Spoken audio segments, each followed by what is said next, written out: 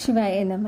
ಅಕ್ಷಯ ತೃತೀಯ ನಕ್ಷತ್ರದಲ್ಲಿ ಕೃಷ್ಣ ಭಗವಾನ್ ದ್ರೌಪದಿಗೆ ಅಕ್ಷಯ ಪಾತ್ರ ಕೊಟ್ಟಿರೋ ದಿವಸ.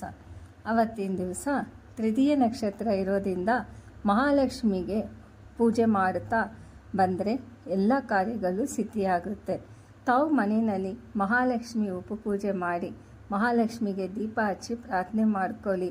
ಉಪಪೂಜೆ ಸಿದ್ಧತಾಯಮ್ಮ ಕನ್ನಡ ಅಂತ ಯೂಟ್ಯೂಬಲ್ಲಿ ಹಾಕಿ ನೋಡಿ. ಪೂರ್ತಿ ವಿಡಿಯೋ ತಾವು ನೋಡ್ಬೋದು ಹೆಂಗೆ ಮಾಡಬೇಕಂತ. ಆ ಥರ ಮಾಡಿರಿ. 5 ಧಾನ್ಯಗಳು ಮಹಾಲಕ್ಷ್ಮಿ ಮುಂದೆ ಇಡಿರಿ.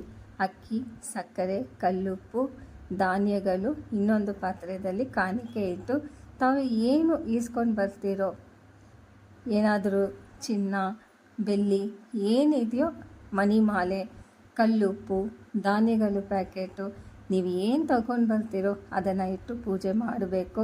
ಏನಾದರೂ ಪ್ರಸಾದ ಇಟ್ಟು ಪೂಜೆ ಮಾಡಿರಿ. ತುಂಬ ಒಳ್ಳೆಯದು. ಮನಸ್ಸು ಕಷ್ಟಪಡೋಕ್ಕೆ ಹೋಗಬೇಡಿ. ಏನಿಲ್ಲ ಅಂತ ₹1 ತಾವು ಸಕ್ಕರೆ ಈಸ್ಕೊಂಡು ಬಂದ್ರೂ ಮಹಾಲಕ್ಷ್ಮಿ ನಿಮಗೆ ವರ ಕೊಡ್ತಾರೆ. ದೇವರ ಹತ್ರ ಚೆನ್ನಾಗಿ ಬೇಡಿಕೊಳ್ಳಿ. ವಿಳಿದ ಎಲೆ ಮೇಲೆ 6 ಎಲೆ ಮೇಲೆ ದೀಪ ಇಟ್ಟು ಪೂಜೆ ಮಾಡಿ.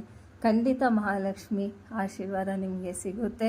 ತೃತೀಯ ನಕ್ಷತ್ರದಲ್ಲಿ ಮಹಾಲಕ್ಷ್ಮಿಗೆ ಪೂಜೆ ಮಾಡುತ್ತಾ ಬಂದರೆ ಧನಧಾನ್ಯ ಸೆಲ್ವ ಸಕಲ ಭಾಗ್ಯ ಸಿಗುತ್ತೆ. ಮಹಾಲಕ್ಷ್ಮಿಯ ಆಶೀರ್ವಾದ ಯಾವಾಗಲೂ ನಿಮ್ಮ ಕುಟುಂಬಕ್ಕೆ ಇರಬೇಕು. ಶಿವಾಯ ನಮ. ಗುರುವೇ ಶರಣು. ಎಲ್ಲರೂ ಚೆನ್ನಾಗಿರಬೇಕು.